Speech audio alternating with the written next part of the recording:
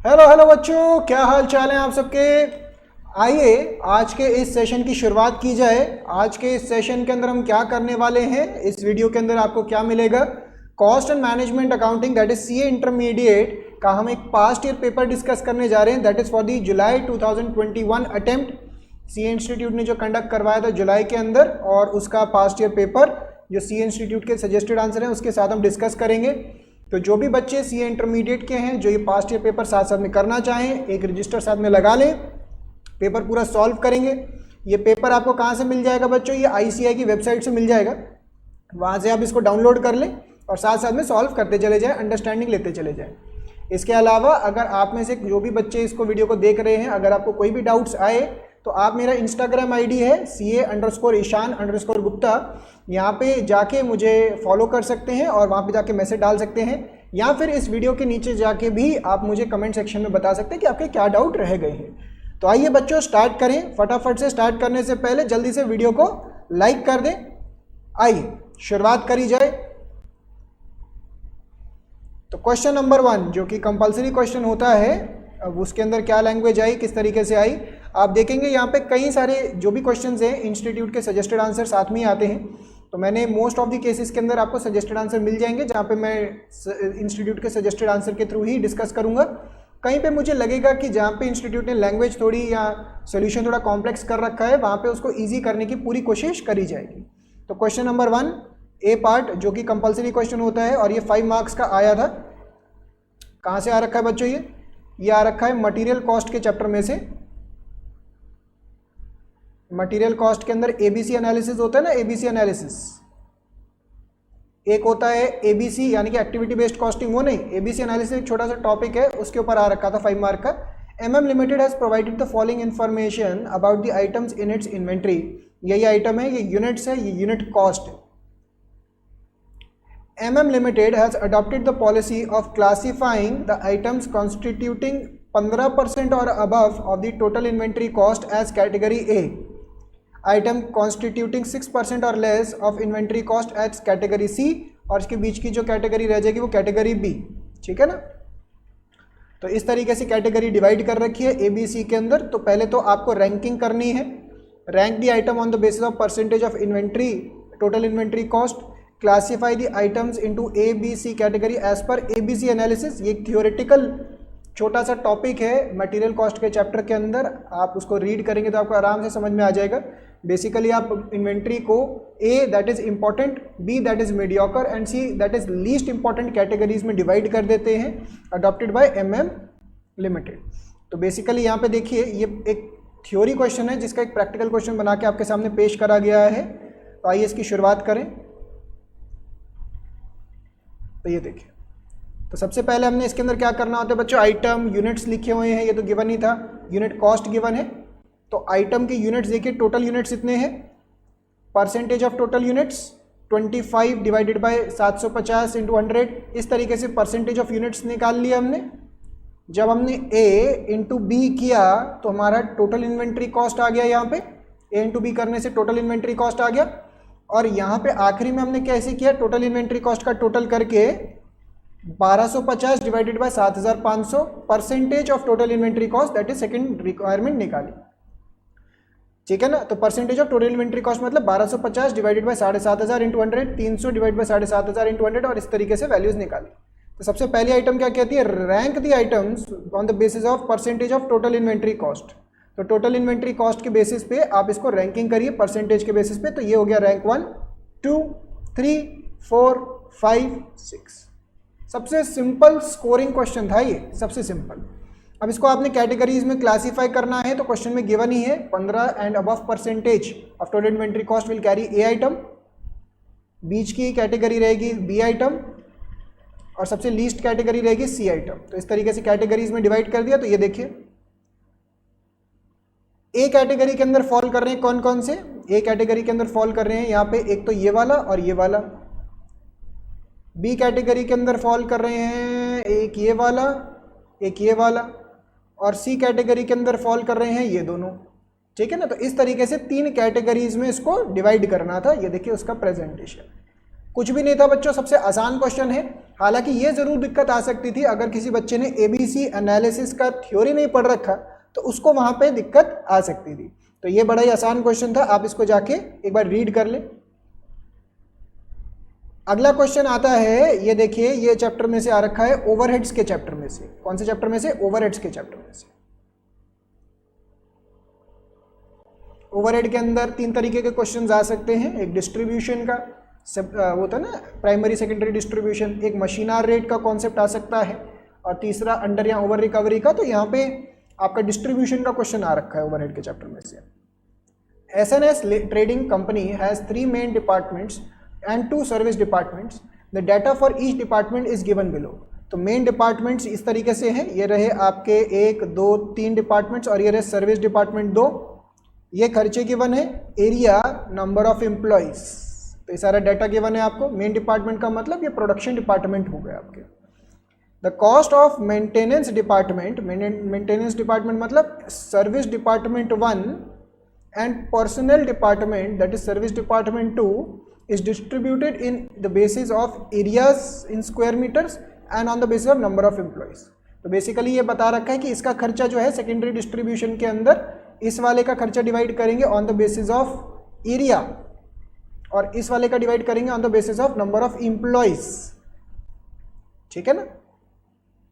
Prepare a statement showing the distribution of expenses of service department to main departments using step ladder method of overhead distribution. अब जब बच्चा ये पहली बारी इसको पढ़ेगा ना, स्टेप लैडर मेथड, तो यहाँ पे बच्चा कंफ्यूज बिल्कुल हो सकता है कि भाई ये क्या लिख दिया है। स्टेप लैडर का मतलब क्या होता है बच्चों? Non reciprocal. नॉन रेसिप्रोकल को हम स्टेप मेथड भी बोलते हैं, तो उसी चीज को इन्होंने स्टेप लैडर मेथड लिख दिया। तो जब एग्जाम में पहली बार ऐसे वर्डिंग्स बच्चा पढ़ता है तो वहां पे कंफ्यूज हो सकता है। ऑब्वियस सी बात है, अब अगर आप ये वीडियो देख रहे हैं तो आपको सारा रिवीजन करा होना चाहिए। अगर रिवीजन कर रखा है तभी जाके फायदा होगा ये वीडियो देखने का, पास्ट ईयर पेपर डिस्कस करने का। अगर आपने अपना नहीं कर रखा तो ऑब्वियस सी बात है आपको समझने में थोड़ी दिक्कत आएगी। तो मैं आपको सजेस्ट करूंगा पहले आप क्लास बुक्स जो अपना प्रैक्टिस करना है, रिवीजन करना है, उसको करके ही ये वीडियो देखें, तभी आपके लिए सबसे बेस्ट रिजल्ट निकल के आएगा। इसके अलावा अगर आपको ये कुछ भी इंफॉर्मेशन वैल्यूएबल लग रही हो तो साथ साथ में वीडियो को ना लाइक जरूर करते जाए। स्टेप लैडर मेथड और ओवरहेड डिस्ट्रीब्यूशन, ठीक है? तो इसको नॉन रेसिप्रोकल मेथड की बात चल रही है यहाँ पे। तो आइए मैं इसको समझाता हूँ, बहुत सिंपल। बस ये वाला पॉइंट मुझे लगा था कि बच्चा कैच करने में थोड़ी दिक्कत कर सकता है। ये देखिए,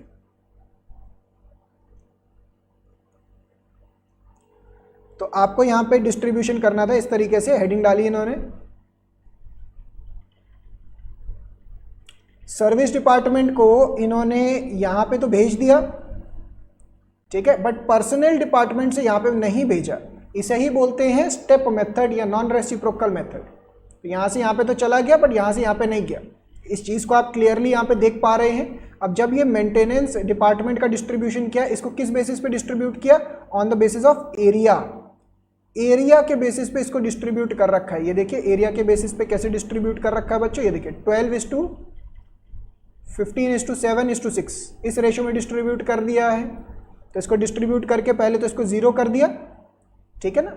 अब ये वाले अमाउंट का टोटल किया और इसका डिस्ट्रीब्यूशन सिर्फ और सिर्फ प्रोडक्शन डिपार्टमेंट में ही किया है, यहां से सर्विस डिपार्टमेंट में नहीं किया, क्योंकि नॉन रेसिप्रोकल लिखा हुआ था स्टेप लैडर मेथड।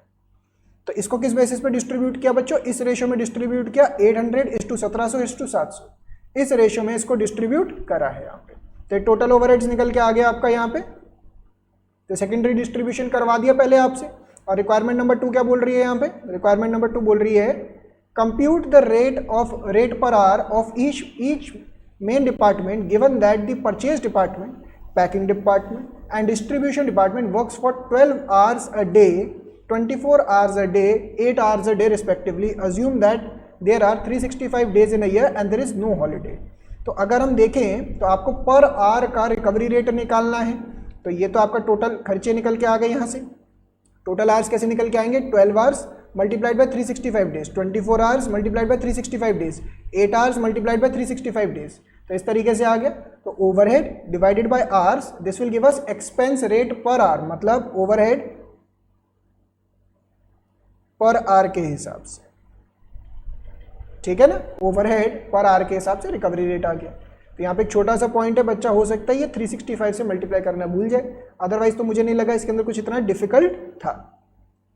नेक्स्ट, फिर क्वेश्चन नंबर 1 के अंदर पार्ट सी आया था। क्वेश्चन नंबर 1 के अंदर पार्ट सी आया था। पार्ट सी जो आ रखा था बच्चों, ये किस पे आ रखा था, ये आ रखा था आपका बैच कॉस्टिंग के ऊपर। Again one of the direct questions, batch costing के अंदर वन टाइप ऑफ क्वेश्चन ये आता है अंडर रूट करके ना, optimum batch size. Augs limited has an annual demand from a single customer, 60,000 units की डिमांड रहती है कोविड-19 वैक्सीन्स की। The customer prefers to order in a lot of 15,000 vaccines पर ऑर्डर, मतलब वो अपना बैच साइज कितना चाह रहे हैं, 15,000 का। द प्रोडक्शन कॉस्ट इज 5,000 पर वैक्सीन, ये यहाँ पे इररेलेवेंट था खर्चा। Setup cost per production is 4,800, तो ये रेलेवेंट है हमारे लिए। कैरिंग कॉस्ट इज 12 रुपये पर वैक्सीन पर मंथ, तो ये हो जाएगा 12 × 12 which is equal to 144। Find out the most economical production run, that is economic batch quantity या इकोनॉमिक बैच साइज की बात कर रहे हैं, ठीक है ना।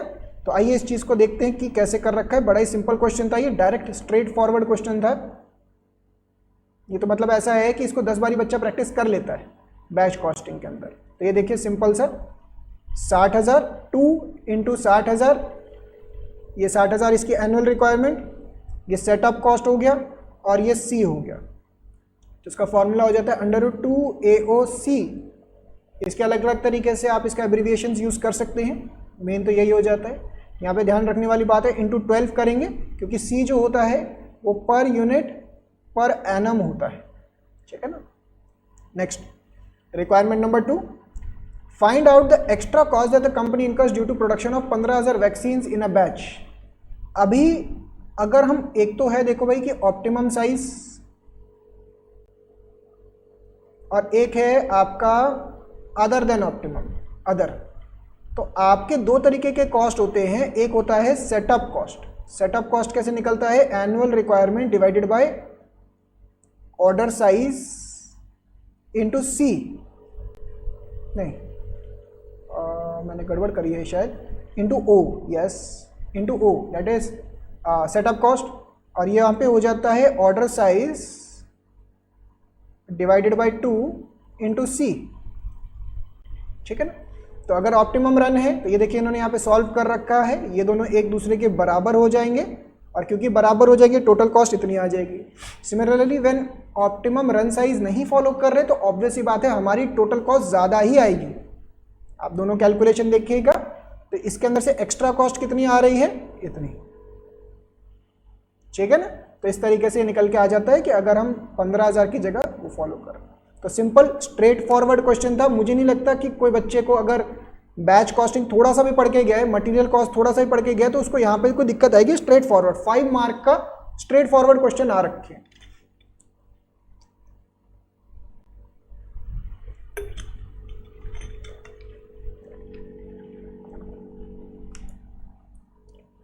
नेक्स्ट, रिक्वायरमेंट नंबर डी, ये वाला क्वेश्चन आ रखा था आपका मार्जिनल कॉस्टिंग के चैप्टर में से। वहां पे एक टॉपिक आता है कॉस्ट इंडिफरेंस पॉइंट का, वहां से आ रखा है। LR limited is considering 2 alternative methods to manufacture a new product it intends to market. The 2 methods have a maximum output of 50,000 units each and produce identical units with a selling price of 25 रुपए each. The cost for first machine, second machine, variable cost इसका कम है और fixed cost इसका कम है। तो आप अगर ध्यान से देखेंगे, वेरिएबल कॉस्ट इसका कम है बच्चों और फिक्स्ड कॉस्ट इसका कम है, ठीक है ना। तो इस तरीके से गिवन है यहाँ पे, इसका वेरिएबल कॉस्ट पर यूनिट कम है, इसका फिक्स्ड कॉस्ट कम है। तो दोनों मशीन्स में कॉन्ट्राडिक्शन आ गई। जब भी दो मशीन्स में कॉन्ट्राडिक्शन आ जाए तो उस केस के अंदर हम ये कॉस्ट इंडिफरेंस पॉइंट यूज करते हैं, इंटरप्रेट योर रिजल्ट्स। अब इन्होंने जो कर रखा है थोड़ा सा कॉम्प्लेक्सिटी लगी मुझे। आप इसको सिंपल अंडरस्टैंडिंग पता है ऐसे भी ले सकते थे सोल्यूशन की, कॉस्ट डिफरेंस पॉइंट जो है आप इसकी ऐसे भी अंडरस्टैंडिंग ले सकते थे, पार्ट बी कर रहे हैं, let indifference units is equal to x, that is total cost of machine 1 shall be equal to total cost of machine 2. अब total cost of machine 1 कितना हो जाएगा, 15x plus 1 lakh is equal to 10x plus 3 lakh. इसको solve करके x की value आ जाएगी that is 40,000 units. यानी कि अगर हम 40,000 यूनिट्स प्रोड्यूस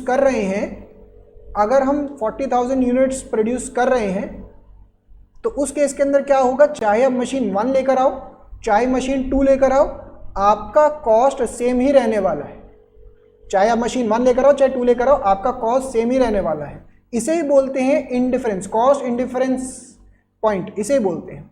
तो इस चीज़ को देखिए इन्होंने थोड़े अलग तरीके से कर रखा है, हालांकि बात वही है। इसका एक फॉर्मूला के थ्रू कर रखा है, cost differential fixed cost divided bye differential variable cost per unit. आप इसको ऐसे भी कर सकते हैं, बट अगर आपको वो इक्वेशन का समझ में आ जाए वो भी बात एक ही है दोनों तरीके से। अब इसका इंटरप्रिटेशन क्या है, इंटरप्रिटेशन ये है कि अगर आप 40,000 यूनिट्स बना रहे हैं तो चाहे आप मशीन 1 लेकर आओ चाहे आप मशीन 2 लेकर आओ, दोनों जगह आपकी कॉस्ट बराबर ही रहेगी।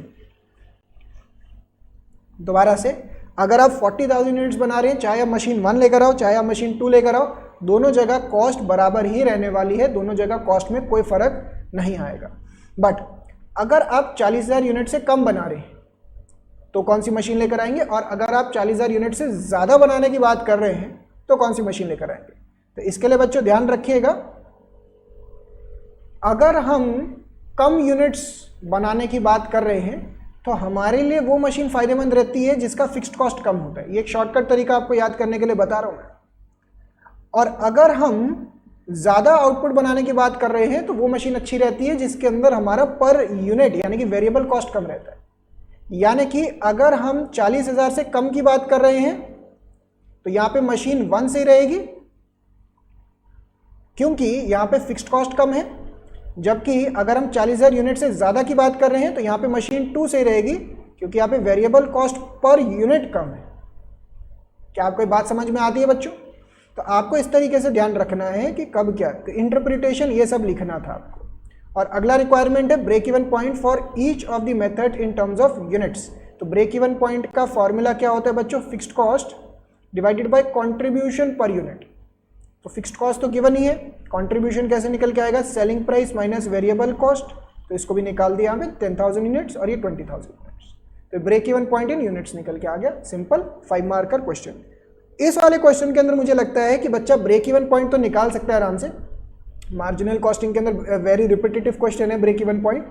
प्रॉब्लम बच्चे को कहाँ आ सकती है इस वाले पार्ट के अंदर, इसके अंदर दिक्कत आ सकती है कॉस्ट इंडिफरेंस के अंदर। कई बार बच्चे वो टॉपिक ही छोड़ के चले जाते हैं, हालांकि है छोटा सा ही, बट बच्चा पढ़ के नहीं जाएगा तो एग्जाम में उसको वापस रिकॉल करने में पॉसिबिलिटी नहीं रह पाएगी। चलिए, तो 5 मार्क्स के क्वेश्चन आए थे। इसके बाद क्वेश्चन नंबर 2 आता है एग्जाम के अंदर, और ये बड़ा ही अच्छा क्वेश्चन था, बढ़िया मजेदार क्वेश्चन था। इस क्वेश्चन का नाम क्या है बच्चों, इस क्वेश्चन ये मतलब आया कहाँ से, 10 marker question cost sheet.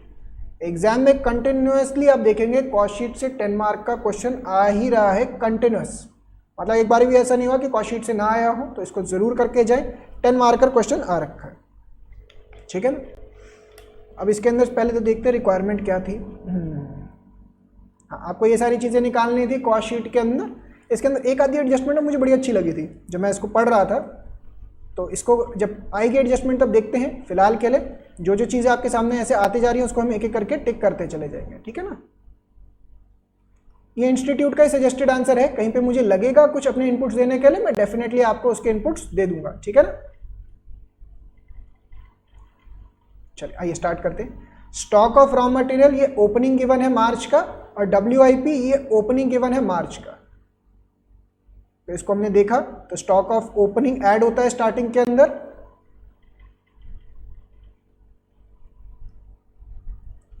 Opening WIP ये ऐड होता है यहाँ पे, ठीक है ना। Purchase of raw material 2 lakh रुपए का, तो परचेज ऑफ रॉ मटेरियल यहाँ पे 2 लाख रुपए का, ठीक है ना। नेक्स्ट कैरेज इनवर्ड, जो कैरेज इनवर्ड होता है ये भी सबसे टॉप पे आता है, रॉ मटेरियल के अंदर ऐड कर देते हैं, तो कैरेज इनवर्ड यहाँ पे 20,000 रुपीज हमने ऐड कर दिया, टॉप पे आता है ये एडजस्टमेंट। डायरेक्ट वेजेस ये तो ऊपर की तरफ चला जाएगा, डायरेक्ट नाम में ही लिखा हुआ है डायरेक्ट वेजेस।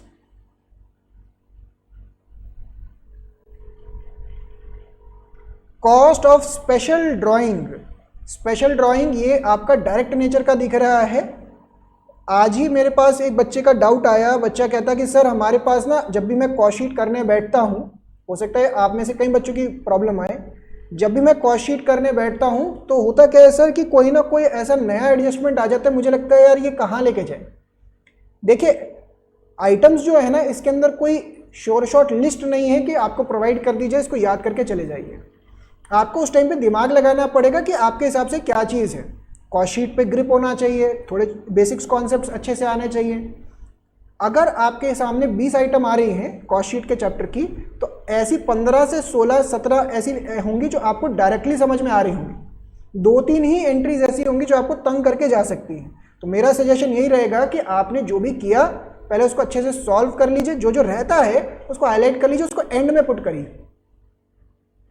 तो जैसे ये डायरेक्ट नेचर का दिखाई दे रहा है, क्योंकि इस पर्टिकुलर प्रोडक्ट के लिए आपने खर्चा किया स्पेशल का, तो डायरेक्ट स्पेशल ड्राइंग है, और ये डायरेक्ट मटेरियल नहीं है, लेबर नहीं है, तो डायरेक्ट एक्सपेंस दिख रहा है हमें, तो ये डायरेक्ट एक्सपेंस में जाना चाहिए यहाँ पे स्पेशल ड्राइंग, ठीक है ना। Next higher charges, higher charges का मतलब आपका रेंट वगैरह हो गया, तो हायर चार्जेस 24,000। हालांकि हायर चार्जेस फॉर प्लांट मेरे ओपिनियन में आपको फैक्ट्री ओवरहेड का पार्ट लेना चाहिए था, बट इंस्टीट्यूट ने इसको डायरेक्ट एक्सपेंस मान के यहीं पे लिख दिया। अगर कोई बच्चा इसको हायर चार्जेस को फैक्ट्री ओवरहेड के अंदर भी नीचे करके दिखा देता है, कोई प्रॉब्लम नहीं है। Higher charges rent for plant को आप इनडायरेक्ट फैक्ट्री ओवरहेड भी मान सकते हैं, इनडायरेक्ट फैक्ट्री का खर्चा, और वहां पे भी दिखा सकते हैं, कोई प्रॉब्लम नहीं थी। रिटर्न ऑफ रॉ मटेरियल, आप रॉ मटेरियल खरीद के लेकर आए, this is basically what, this is purchase return. तो जो आपका परचेज रिटर्न है वो न्यूमरेटर में, उसके न्यूमरेटर कह रहा हूँ, टॉप में से माइनस हो जाएगा यहाँ पे, यहाँ से माइनस करने के बाद ये हो गया, ठीक है ना, 1,60,000।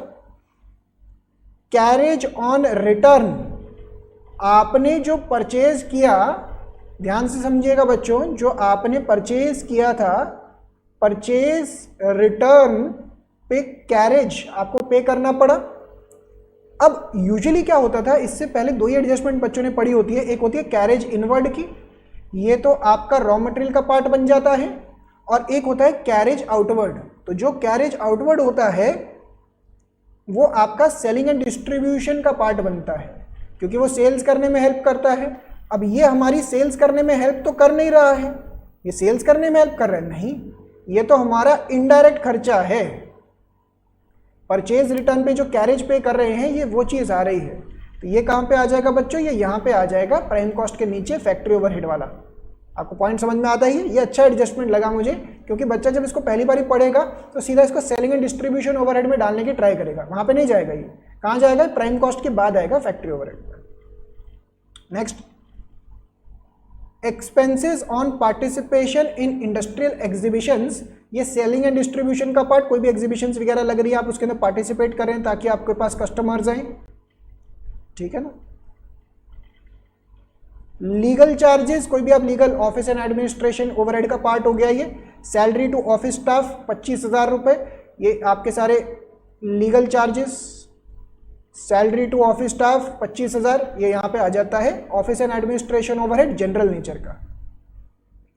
Maintenance of office building, office building का मेंटेनेंस का खर्चा आपका कहाँ चला जाएगा बच्चों, ये चला जाएगा ऑफिस एंड एडमिनिस्ट्रेशन ओवरहेड के अंदर।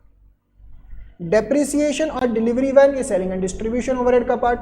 वेयर हाउसिंग चार्जेस, ये भी अभी आपका आ जाएगा यहाँ पे, ये देखिए ये रहा। Depreciation on delivery of van and warehousing charges, ये सेलिंग एंड डिस्ट्रीब्यूशन ओवरहेड का पार्ट है, क्योंकि ये डिस्ट्रीब्यूशन करने के लिए आपने अलग अलग वेयर हाउसेस खोल रखे हैं, वहाँ पे कोई वेयर हाउस करने का, सामान स्टोर करने का खर्चा। Stock of raw material closing आ गया, WIP क्लोजिंग आ गया। तो इनको तो आपको बच्चा को ये पहले ही याद करवाया जाता है ढंग से कि भैया ये याद करो, तो क्लोजिंग WIP यहाँ पे और क्लोजिंग रॉ मटेरियल यहाँ पे। तो रॉ मटेरियल का तो ये आ गया है, हम ये भी निकल चुके हैं सारी आइटम। तो हम प्राइम कॉस्ट तक सारी एडजस्टमेंट्स कर चुके हैं, ठीक है ना। तो प्राइम कॉस्ट तक हमारी सारी एडजस्टमेंट्स हो चुकी हैं। अब इसके बाद क्या है, store overhead on material are 10% of raw material consumed. Store overhead, ये देखिए स्टोर्स ओवरहेड, यहाँ पे जो स्टोर ओवरहेड की बात कर रहे हैं ये फैक्ट्री के अंदर जो आपका मटेरियल को स्टोर करने के लिए खर्चा है उस चीज़ की बात कर रहे हैं। कंफ्यूज मत हो जाइएगा, ये बड़ा ही एक ना कुछ ऐसी इस क्वेश्चन को पढ़ के मैंने जब फर्स्ट टाइम पढ़ा तो कुछ ऐसी पॉइंट्स आ रहे हैं जो एकदम क्लोज कट लेके जा रहे हैं between selling, distribution, store overhead. तो बच्चा वहाँ पे थोड़ा सा कंफ्यूज हो सकता है। तो क्योंकि मटेरियल पे डिपेंडेंट था तो हल्का से बच्चों को कैच करना चाहिए था कि फैक्ट्री ओवरहेड की बात चल रही है। तो 10% of raw material consumed, raw material consumed कितना था हमारा, कहाँ गया भाई रॉ मटेरियल कंज्यूम्ड, ये रहा 2,30,000 रुपये। तो 2,30,000 रुपये का 10% यहाँ पे आ जाता है। अगला आ जाता है factory overheads 20% of prime cost. ये तो सिंपल सा डायरेक्ट ही आ गया यहाँ पे, प्राइम कॉस्ट का 4,04,000 का, यहाँ 4,04,000 का 20%, ठीक है ना। Next, 10% of the output was rejected and a sum of 5,000 was realized on sale of scrap। तो ये स्पेशल आइटम है, ये हमारी स्पेशल आइटम है। कहाँ गया भाई, ये रहा, ये स्पेशल आइटम है बच्चों। यहाँ पे ना 5 स्पेशल आइटम आती है जिसमें से एक स्पेशल आइटम गिवन है 5,000 रुपीज़ की। अब ये वाला एडजस्टमेंट जो है ना, ये वाला एडजस्टमेंट जो है 10% आउटपुट वॉज रिजेक्टेड, इसको अभी हम रीड करेंगे आगे। 10% of finished product was found to be defective and defective products were rectified at an additional expenditure which is equivalent to 20% of proportionate direct wages. The total output was 8,000 units during the month। इसके अंदर क्या मतलब हुआ बच्चों, देखिए ये कहना चाह रहे हैं हमने 8,000 यूनिट्स प्रोड्यूस किए जिसके अंदर से 800 यूनिट्स डिफेक्टिव थे, बाकी 7,200 यूनिट्स ये तो सही यूनिट्स हैं, ठीक है ना। अब 10% of the finish products were found to be defective, इसके अंदर से 10% ऑफ द आउटपुट, ये अभी यहाँ पे लिखा हुआ था ना 10% of the output was rejected, ये तो टोटली रिजेक्ट कर दिया है और रिजेक्ट करके इसको स्क्रैप के तौर पे बेच दिया गया है। तो बाकी 90% जो है इस पे आपका ऐसे समझ लीजिए रेक्टिफिकेशन, रेक्टिफाई करने के लिए बात चल रही है। तो इसका 90% कितना हो गया हमारा, कहाँ गया भाई कैलकुलेटर, आज कैलकुलेटर नहीं दिख रहा, तो 720 यूनिट्स पे। तो आपको ये डायग्राम समझ में आया। तो इस चीज़ को इन्होंने इंस्टीट्यूट ने किस तरीके से लिखा है, यहाँ पे देखिए इन्होंने वर्किंग नोट बना रखा था, बड़ा ही अच्छा वर्किंग नोट लगा था मुझे, ये देखिए रेफर वर्किंग नोट, ये रहा। तो टोटल आउटपुट है हमारा 8,000 यूनिट्स जिसके अंदर से 10% रिजेक्ट वो मतलब खराब निकला है, फिनिश प्रोडक्ट्स इतने निकल के आए, इनमें से रेक्टिफाई हमने इतने ही किए हैं। और रेक्टिफिकेशन पे 720 यूनिट्स पे कितना खर्चा करना है, 20% ऑफ प्रोपोर्शनेट डायरेक्ट वेजेस। मतलब क्या हुआ, देखिए हमने डायरेक्ट वेजेस का खर्चा कितना किया है, 1,20,000, 1,20,000 रुपए का डायरेक्ट वेजेस का खर्चा किया 8,000 यूनिट्स को बनाने में। तो अगर मैं 1,20,000 डिवाइडेड बाय 8,000 यूनिट्स करूंगा तो एक यूनिट का खर्चा निकल के आ जाएगा वेजेस का। हमें तो 720 यूनिट्स का खर्चा निकालना है, तो इसको 720 से मल्टीप्लाई करेंगे तो ये भी निकल के आ जाएगा। इन्होंने बोला ऐसे ये करने के बाद, प्रोपोर्शनेट निकालने के बाद इसका सिर्फ 20% खर्चा ही आएगा। तो इसको इंस्टीट्यूट ने एक छोटे से तरीके से लिख दिया यहाँ पे। तो ये हो गया हमारा additional expenditure for what, rectification, rectify करने के लिए क्या खर्चा किया। तो यहाँ पे देखिए उसका ये वाला बड़ा अच्छा नोट लगा था मुझे, तो बच्चा ये वाली गड़बड़ बिल्कुल कर सकता है एग्जाम के अंदर। ये देखिए ये वाला, होपफुली आप सबको ये समझ में आ रहा होगा। अगेन आपको कोई भी डाउट आए तो आप इंस्टाग्राम आईडी मेरा ऊपर देख रहे होंगे, यहाँ पे जाके मुझे यहाँ तो ड्रॉप करिए डाउट्स अपने, या कमेंट सेक्शन में जाके ड्रॉप करिए ताकि मुझे पता लग सके बच्चा यहाँ पे अटक रहा है या उसको समझ में आ चुका। तो 2160 ये अच्छा एडजस्टमेंट था, यहाँ पे पहुँच गया। तो ग्रॉस फैक्ट्री कॉस्ट निकल के आ गया। नेक्स्ट, अच्छा फिर आगे का तो कोई एडजस्टमेंट बचा ही नहीं ना, बाकी सारे एडजस्टमेंट तो हो ही चुके हैं, बाकी सारे एडजस्टमेंट तो हो ही चुके हैं। Yes, closing and opening stock भी नहीं है, बाकी सारे एडजस्टमेंट हो चुके हैं। तो कॉस्ट ऑफ सेल्स आ गया। तो लास्ट में आप एक कंक्लूजन लिख के जो जो चीज़ें निकाली हैं उसको प्रॉपरली लिखे। जैसे ये देखिए कॉस्ट ऑफ सेल्स मांगा गया था, इसको लिखे, तो लास्ट में ना एक कंक्लूजन लिख दिया करो प्रॉपर तरीके से, ऐसे कंक्लूजन, एक प्रॉपर तरीके से आपको कंक्लूजन लिखना चाहिए, ठीक है ना।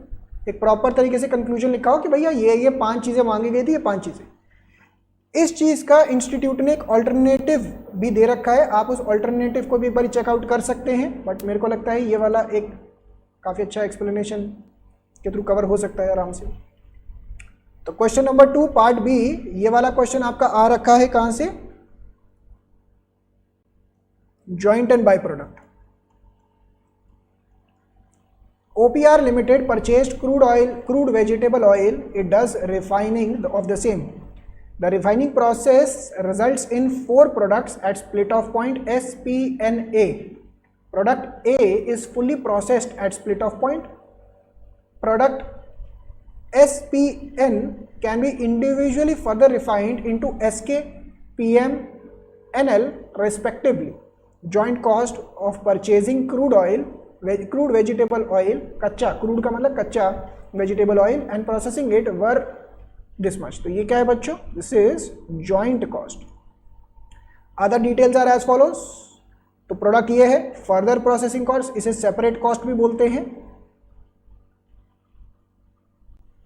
Sales at split of point, sales after further processing given है, ये तो स्प्लिट ऑफ पे बेच रहे हैं तो यहाँ पे तो दिमाग लगाने की जरूरत ही नहीं है। मांगा क्या आपसे, you are required to identify the products which can be further processed for maximizing the profit and make suitable assumptions। तो भाई सबसे पहला स्टेप तो इसके अंदर कि आपका 5 नंबर का क्वेश्चन है, जॉइंट कॉस्ट को इन चारों प्रोडक्ट्स में डिस्ट्रीब्यूट किस बेसिस पे करना है, और पॉइंट नंबर 2 फर्दर प्रोसेस करें या ना करें, इस चीज की बात चल रही है, ठीक है ना। तो इस तरीके से बात चल रही है। तो पहले आपको जॉइंट कॉस्ट को डिस्ट्रीब्यूट करके दिखाना है, और सेकेंड स्टेप ये है।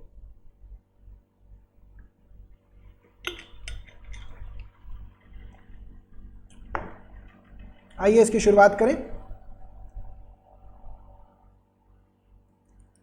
तो अगर कुछ ना लिखा हो बच्चों, आपने किस बेसिस पे डिस्ट्रीब्यूट करना होता है, आपने डिस्ट्रीब्यूट करना होता है ऑन द बेसिस ऑफ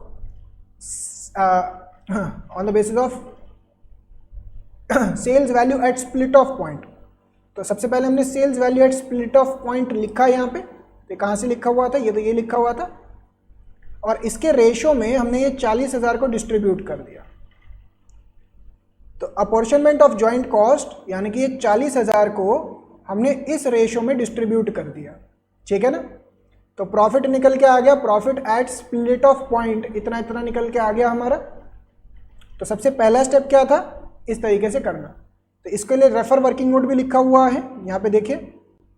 तो उन्होंने भी उस चीज़ को कैसे कर रखा है, सिंपली जो टोटल जॉइंट कॉस्ट है उसको अपॉर्शन यानी कि डिस्ट्रीब्यूट कर दिया on the basis of split of sales value at split of. तो बेसिकली इन्होंने इस रेशो में डिस्ट्रीब्यूट किया है बच्चों। तो कंफ्यूज मत हो जाना, उन्होंने नोट के तौर पे आगे कैलकुलेट करके दिखा दिया है आपको, बात वही है। तो कंफ्यूज बिल्कुल मत हो जाना, आपने उसी रेशो में डिस्ट्रीब्यूट कर दिया और कुछ भी नहीं किया। तो देखिए जैसे 1/2 ऐसे करके आ गया ना, ये रेशो में डिस्ट्रीब्यूट कर दिया आपने टोटल, ठीक है ना, हाफ ही हो गया सीधा इस सब सारे वैल्यू का। तो प्रॉफिट एट स्प्लिट ऑफ आ गया। तो ये आगे पहली वैल्यू इंपॉर्टेंट। फिर इसके अंदर आफ्टर फर्दर प्रोसेसिंग कॉस्ट, जैसे एक तो आपका डिसीजन 1 आ गया, दूसरा आता है सेल्स आफ्टर फर्दर प्रोसेसिंग। इसमें से अगर हमने further processing cost apportioned joint cost minus कर दिया तो प्रॉफिट ऑफ फर्दर प्रोसेसिंग आ जाएगा। तो यहाँ पे देखिए ये आ गया हमारा सेकंड। तो ये सेकंड मेजर चीज़ आ गई। अब आपको ये देखना है कि दोनों में से प्रॉफिट ज़्यादा किस में है। जैसे इसमें ज़्यादा प्रॉफिट दिखाई दे रहा है तो बाय डिफॉल्ट यही समझ में आया कि इसके अंदर फर्दर प्रोसेसिंग करनी चाहिए। इसके अंदर यहाँ पे ज़्यादा दिखाई दे रहा है तो इसके अंदर स्प्लिट ऑफ पे बेचना चाहिए, इसको भी स्प्लिट ऑफ पे बेचना चाहिए, ठीक है ना। तो आपका डिसीजन क्या निकल के आया, on comparing the profits if no further processing is done, that is अगर मैं स्प्लिट ऑफ पे बेच दूं, and profits if further processing is done, one observe that OPR Limited is earning more after further processing of product S only, that is 20,000. Hence P, N और A को हमें split of पे बेचना चाहिए और S को हमें after further processing बेचना चाहिए। तो ये चीज़ निकल के आती है हमारी। क्या ये बात समझ में आती है? ये तो सिंपल क्वेश्चन था जॉइंट एंड बाय प्रोडक्ट का, बहुत ही सिंपल डायरेक्ट क्वेश्चन। अगला question 5 marker again, this is from the chapter of labour cost. Labour cost के चैप्टर में से है, वहां पे एक कॉन्सेप्ट आता है टर्नओवर रेशियो के बेस्ड। तो जो टर्नओवर रेशियो पे बेस्ड क्वेश्चन आता है वहां से आ रखा है ये। देखिए ये गिवन है 31 मार्च 2021 को आपका ये डाटा गिवन है। Number of employees replaced, number of employees left या डिस्चार्ज्ड, जो चले गए या हमने निकाल दिए, इन एम्प्लॉयज 25 हैं। Average number of workers during payroll for the period 500।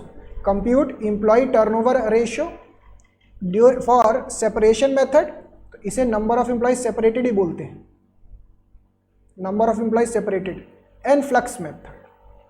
तो आइए, ये तो बड़ा सिंपल डायरेक्ट क्वेश्चन है, मुझे नहीं लगता है इसके अंदर कोई मुश्किल होगी। हाँ ये ज़रूर है, इसके लिए फॉर्मूला पता होना ज़रूरी है। अगर किसी बच्चे को नहीं पता फॉर्मूला तो नहीं आएगा। तो according to separation method formula क्या होता है, number of employees separated during the period divided by average number of employees, 25 divide by 500 into 100, 5%। और दूसरा मेथड आता है as per flux method. Flux method का फॉर्मूला क्या होता है, number of employees separated plus number of employees replaced divided by average number of employees. तो separated plus replaced whole divided by average number of employees 500 into 100, तो 15% हो गया, ठीक है ना। तो ये एक हो गया हमारा फ्लक्स मेथड और एक as per separation method. Second आता है, हमें निकालना है equivalent employee turnover rates for one above given the organisation was set up on 31 January 2021।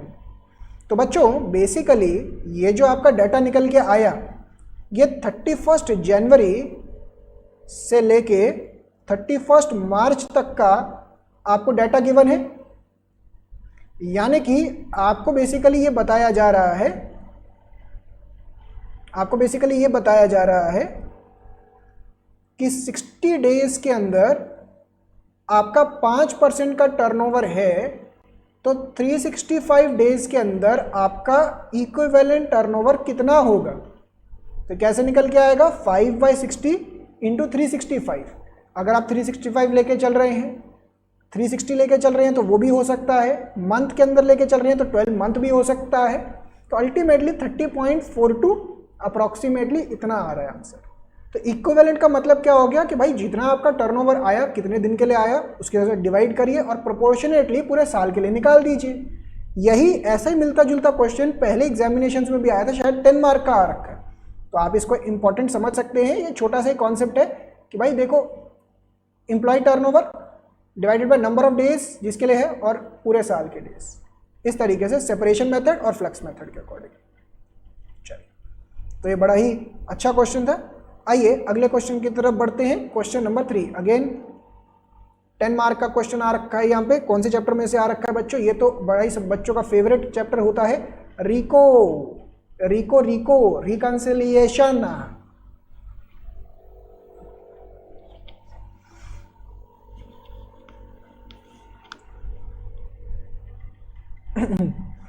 यहाँ पे रिकंसिलिएशन वाला पॉइंट ऐसा है जो हो सकता है बच्चे को थोड़ा, मतलब एक आधा पॉइंट ऐसा लगा मुझे जो बच्चे को थोड़ा तंग करके जा सकता है।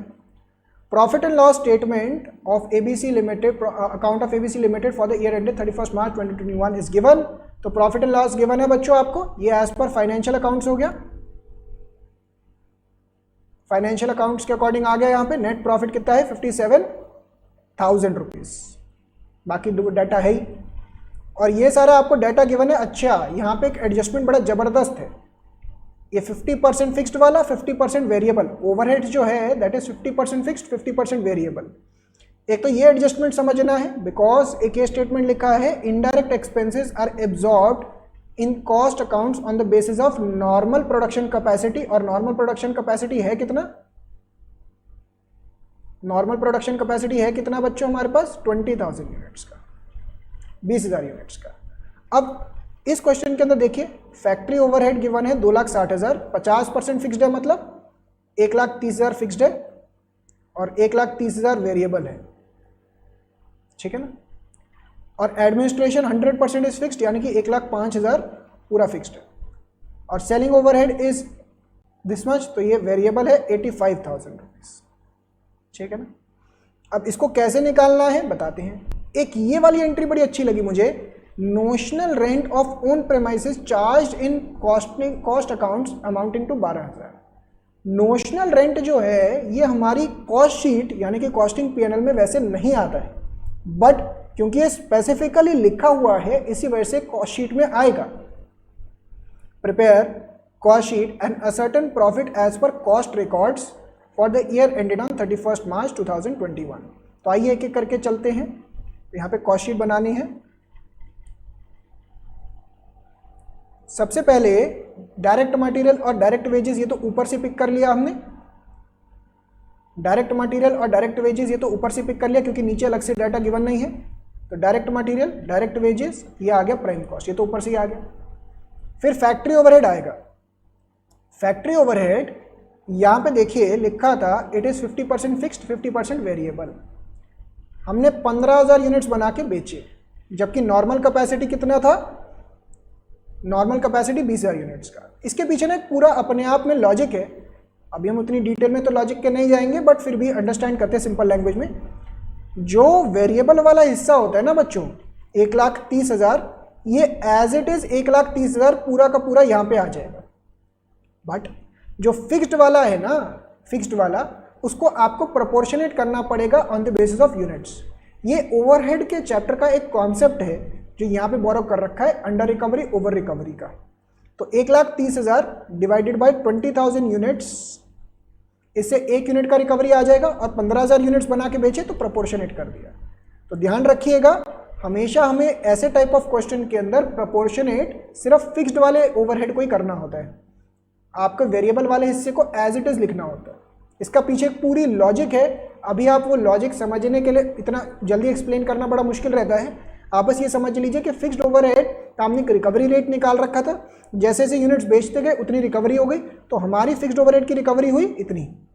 जबकि वेरिएबल नेचर का खर्चा जो है ये पूरा का पूरा 1,30,000 15,000 यूनिट्स पे खर्चा किया, तो उसी के हिसाब से रिकवरी हुई। तो ये हो गया। नेक्स्ट, वर्क्स कॉस्ट के बाद एडमिनिस्ट्रेशन ओवरहेड।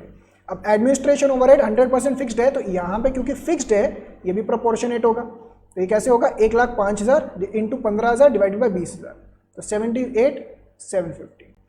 अगर यही वेरिएबल होता जैसे कि सेलिंग ओवरहेड है तो एज इट इज पूरा अमाउंट आ जाता है। यहाँ पे देखिए सेलिंग ओवरहेड का 85,000 पूरा आ गया यहाँ पे। नेक्स्ट, नोशनल रेंट, क्योंकि ये स्पेसिफिकली लिखा हुआ था इसी वजह से हमें इसको इंक्लूड करना पड़ा, अदरवाइज इंक्लूड नहीं होता। सेल्स और बैलेंसिंग फिगर प्रॉफिट आ गया। इसके बाद नेक्स्ट रिक्वायरमेंट नंबर 2 क्या कह रही थी, reconcile the profits as per financial and cost records. ये तो मुझे लगता है बच्चे इसमें बड़े एक्सपर्ट होते हैं।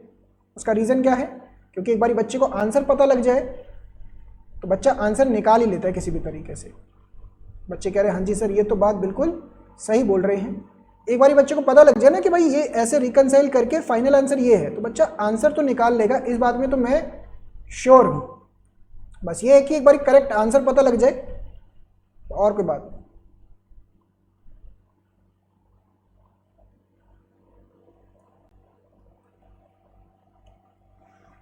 तो सबसे पहले टॉप पे आया profit as per cost records, profit as per financial records.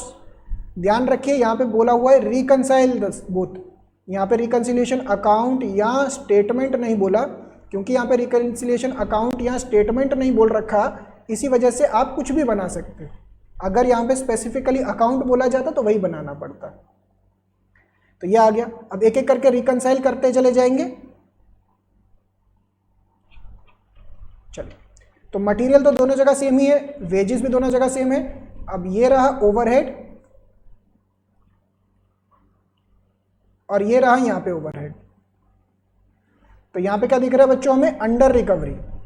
तो अंडर रिकवरी दिख रहा है, तो क्योंकि फैक्ट्री ओवरहेड का अंडर रिकवरी है, जिसे हम under charged, under absorbed, under recovered in cost records, तो इसको लेस कर देंगे, माइनस कर दिया हमने यहाँ पे।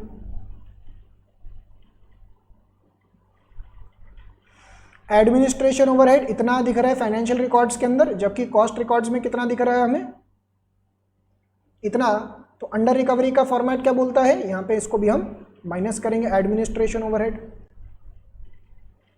नेक्स्ट, सेलिंग ओवरहेड्स 85,000, वहां पे भी 85,000 है, तो सेम हो गया। Loss on sale of investment and dividend, ये सिर्फ revenue items and expenditure items recorded only in financial records है, तो यहाँ पे आ जाएगा डिविडेंड रिसीव्ड एंड लॉस। एक नोशनल रेंट को मत भूल जाइएगा बच्चों, ये क्योंकि एडजस्टमेंट बड़ा अच्छा लगा, इसको भूल मत जाइएगा। ये ऐड लेस कर रखा था, तो इसको ऐड बैक करना है आपने। These are those items recorded only in cost accounts, क्योंकि स्पेसिफिकली लिखा हुआ था, इसी वजह से हमने इसको रिकॉर्ड किया। 21,60,750 और ये रिकंसाइल हो गया। क्या समझ में आया बच्चों?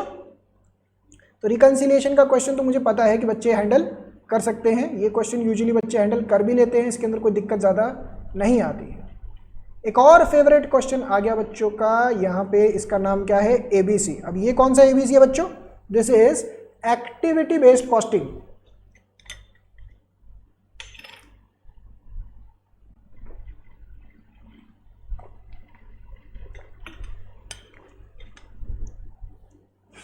एक्टिविटी बेस्ड कॉस्टिंग का क्वेश्चन जो है एग्जाम में डेफिनेटली 10 मार्क्स का आएगा ही आएगा। मैं श्योर कह रहा हूं, इसको 10 नंबर का आएगा, इसको जरूर करके जाएं, इसको छोड़ के नहीं जाना है। PQR Limited is engaged in production of 3 products P, Q and R. The company calculates activity cost rates on the basis of cost driver capacity which is provided as below.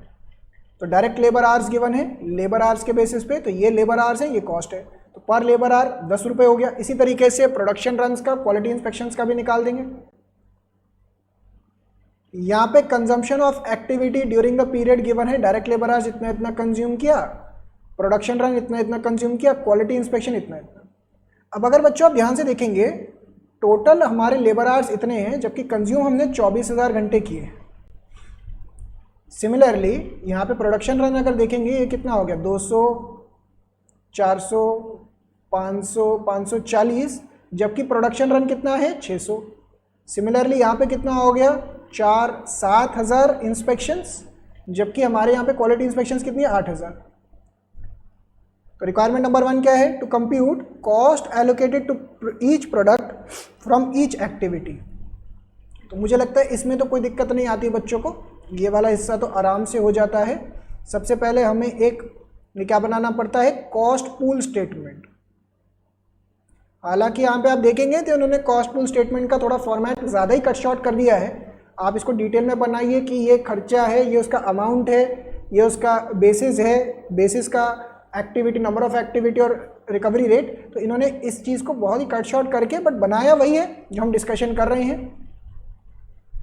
कैसे बनाया है ये देखिए, दिस कॉस्ट डिवाइडेड बाय उसका driver, cost divided bye driver, इस तरीके से। Recovery rates निकालने के बाद पर एक्टिविटी के हिसाब से इसको ऊपर मल्टीप्लाई करेंगे।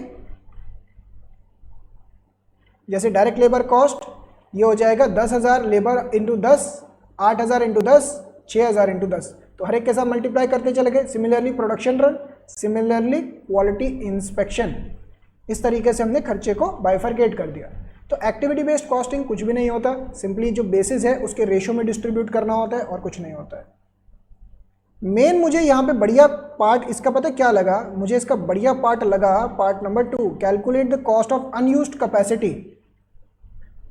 अनयूज्ड कैपेसिटी का मतलब क्या हुआ बच्चों? देखिए यहाँ पे हमने कैपेसिटी कितने की दिखाई है? 30,000 लेबर आवर्स की, जबकि हमने यूज कितना किया? 24,000। तो बीच का जो 6,000 है ना फर्क, वही बोल रहे हैं अनयूज्ड कैपेसिटी। तो आपका जो अनयूज्ड कैपेसिटी है उसका कॉस्ट निकालने के लिए बोला है। ये वाला पार्ट मुझे बड़ा अच्छा लगा था। बच्चा यहाँ पे थोड़ा सा कंफ्यूज हो सकता है एग्जाम के अंदर। तो आपने देखिए 3 लाख रुपए का खर्चा था, जिसमें से 2,40,000 की तो रिकवरी कर ली, तो 2,40,000 की रिकवरी कर ली, तो बाकी अनयूज्ड कैपेसिटी है।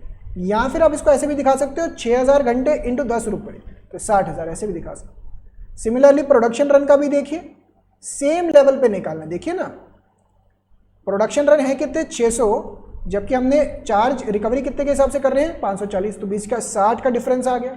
सिमिलरली इसका भी, तो ये अनयूज्ड कैपेसिटी का कॉस्ट निकालने के लिए यहाँ पे बोला था। तो ये अच्छा पार्ट था, ये आखिरी रिक्वायरमेंट अच्छा था। तीसरी requirement, a potential customer has approached the company for supply of 12,000 units of a new product S2 is to deliver in lots of 1500 units per quarter. This will involve an initial design cost of 30,000 and per quarter production will involve this much. तो ये 30,000 जो है ना बच्चों, ये पूरे साल का है, तो इसको हमने क्वार्टर वाइज में भी डिस्ट्रीब्यूट करना पड़ेगा। डायरेक्ट मटेरियल का खर्चा, डायरेक्ट लेबर आवर्स, एक लेबर के घंटे का 10 रुपये का खर्चा है, ये अभी हमने ऊपर निकाला था। Number of production run, number of quality inspection, prepare cost sheet segregated into direct indirect cost and compute the sales value per quarter of product S using ABC activity based costing assuming 20% of cost markup। अब इसको कैसे निकालना है बच्चों, ये देखिए।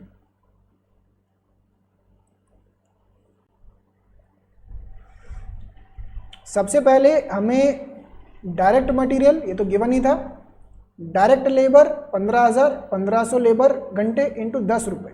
ये 10 रुपये हमने कहाँ से निकाला बच्चों, ये देखिए यहाँ पे निकाला था हमने, 10 रुपीज़ पर लेबर आवर। डिजाइनिंग का कॉस्ट जो 30,000 का था, ये 30,000 का डिजाइनिंग का कॉस्ट कितने क्वार्टर्स में डिवाइड करना था बच्चों, 30,000 का कॉस्ट 1500 यूनिट्स पर क्वार्टर, और हमें 12,000 यूनिट्स के हिसाब से करना है।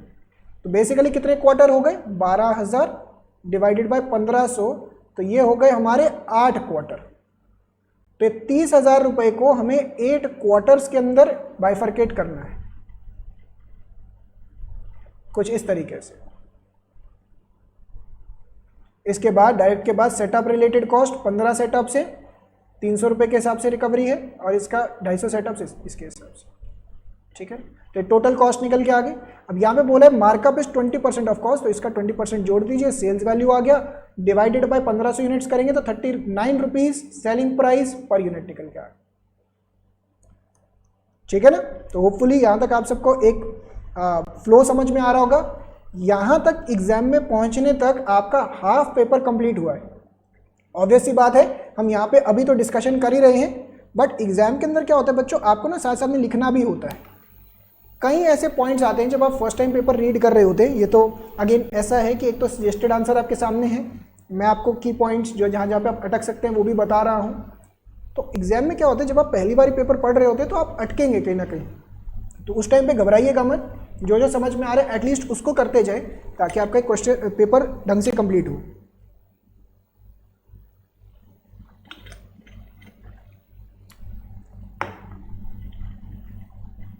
आइए next,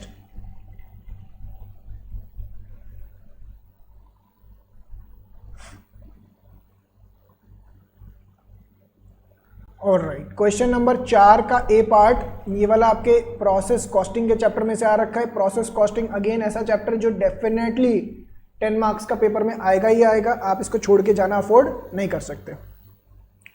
the manufacturing unit, a manufacturing unit manufactures a product XYZ which passes through 3 distinct processes X, Y and Z. The following data is given. The total production overhead is this much, was recovered at 150% of direct wages. 1500 units, 2 रुपये each were introduced to process X. The output of each process passes through the next process and finally 12,000 units were transferred to finished products from process Z.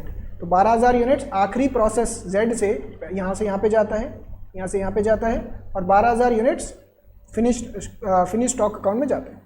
No stock of material और WIP was left at the end. तो ये तो अच्छी बात है, WIP नहीं है तो आपका इक्विवेलेंट का क्वेश्चन भी नहीं हुआ। Percentage of wastage to normal input is this much.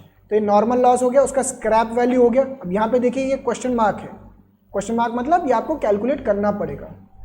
Find out the percentage of waste in process Y given that the output of process Y is transfer to process Z at 4 रुपये पर unit. तो ये क्या हो गया बच्चों, ये हो गया normal cost per unit of normal output for process Y, process Y के लिए। Prepare process accounts for all the 3 processes X Y Z. Simple question, direct straightforward, बस एक पॉइंट थोड़ा सा आपके लिए अंडरस्टैंडिंग वाला है। सबसे पहले तो यहाँ पे आ जाएगा मटेरियल इंट्रोड्यूस 15,000 30 रुपये के हिसाब से, क्योंकि 2 रुपये के हिसाब से इंट्रोड्यूस। एडिशनल मटेरियल 2600, ये दिखा भी देते हैं ना आपको साथ साथ में।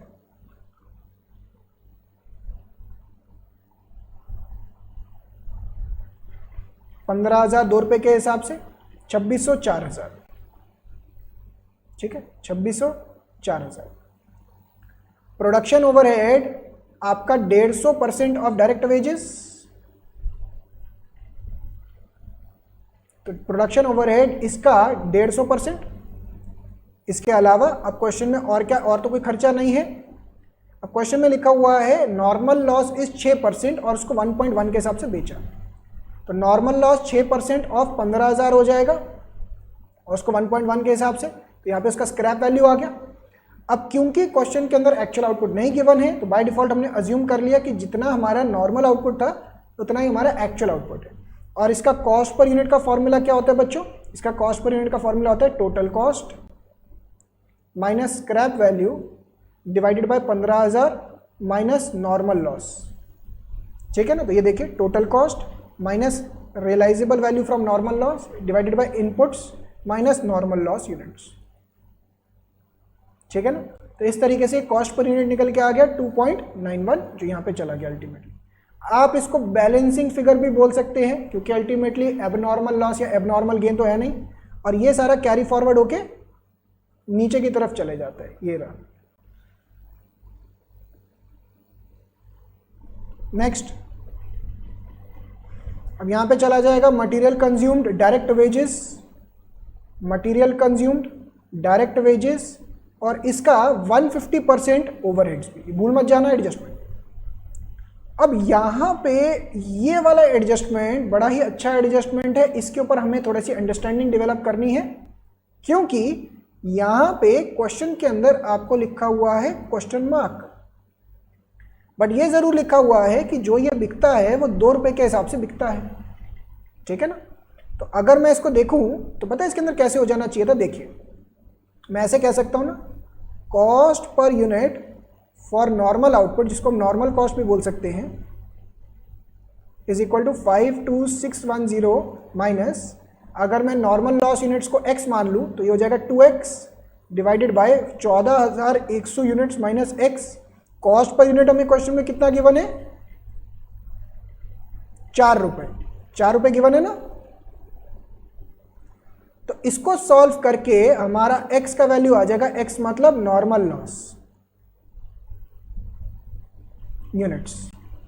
तो नॉर्मल लॉस यूनिट्स कितने हो जाएंगे, 1895 यूनिट्स, इस तरीके से आ जाएगा, और इसको 2 रुपये पर यूनिट के हिसाब से 3790। तो इस क्वेश्चन के अंदर ये एडजस्टमेंट बड़ा ही अच्छा एडजस्टमेंट था, 1895 यूनिट्स, और बाकी बैलेंसिंग फिगर्स ये निकल के आ जाएंगे भाई की। इसी चीज को इंस्टीट्यूट ने भी कर रखा है, हालांकि इंस्टीट्यूट ने इसका एक ऑल्टरनेटिव सोल्यूशन भी दे रखा है, बट मैं आपको बोलूंगा ये इस वाले सोल्यूशन के साथ जाइए, ये वाला सोल्यूशन इजी अंडरस्टैंडेबल है, वो पता नहीं उन्होंने बहुत कॉम्प्लेक्स एजम्पशंस लेके कर रखा है, तो ये वाला सबसे सही है। तो प्रोसेस वाई में आ गया इतना, ठीक है ना। अब इसके अंदर एडिशनल मटेरियल इंट्रोड्यूस किया 2000 3000, प्रोडक्शन ओवरहेड इसका 150%, नॉर्मल लॉस कितना गिवन है हमें, इट इज 5%, और स्क्रैप वैल्यू 1 रुपये, 5% इसका, और 1 रुपये पे बिक जाएगा। इस वाले आखिरी वाले पार्ट के अंदर ये गिवन था कि हम 12,000 यूनिट्स बना के बेचेंगे, तो बाकी बैलेंसिंग फिगर यूनिट्स का कॉलम का हमारा क्या निकल के आ गया बच्चों, ये निकल के आ गया एबनॉर्मल गेन। तो बाकी बैलेंसिंग फिगर क्या निकल के आ गया बच्चों, बैलेंसिंग फिगर निकल के आ गया एबनॉर्मल गेन। इसके बाद हमें क्या निकालना पड़ता है, कॉस्ट पर यूनिट। तो नॉर्मल कॉस्ट पर यूनिट निकाला सेम तरीके से, तो ये आ गया 4.9771। तो 4.9771 इस तरीके से पुट कर दिया वैल्यू और ये मैच हो गया। एक आधे रुपए का कोई फर्क होगा तो उसको बैलेंसिंग फिगर करके इधर उधर डाल सकते हैं, उसमें कोई बड़ी बात नहीं, ठीक है ना। तो प्रोसेस कॉस्टिंग के अंदर मुझे लगा इस वाले क्वेश्चन के अंदर एक ये येलो वाला जो हाईलाइट कर रखा है ये वाला पार्ट अच्छा था, अदरवाइज तो सिंपल स्ट्रेट फॉरवर्ड क्वेश्चन था। 3 तरीके के क्वेश्चन आते हैं प्रोसेस कॉस्टिंग के, एक है बेसिक क्वेश्चन जहाँ पे इक्विवेलेंट वगैरह कुछ नहीं होता, दूसरा इक्विवेलेंट और तीसरा इंटर प्रोसेस प्रॉफिट वाला। तो ये तो स्ट्रेट फॉरवर्ड क्वेश्चन था।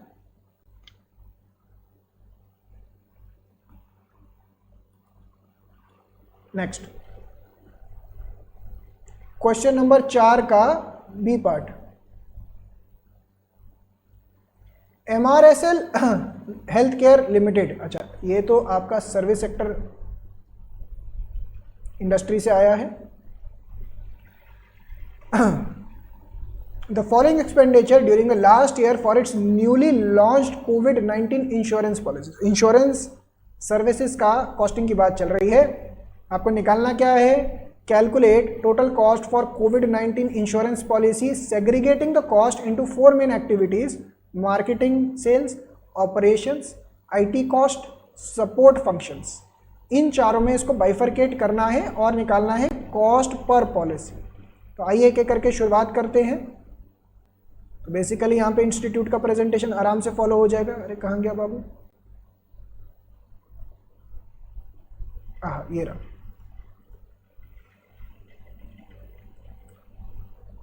तो ये रहे सारे के सारे cost, marketing and sale support, operations, IT cost, support functions.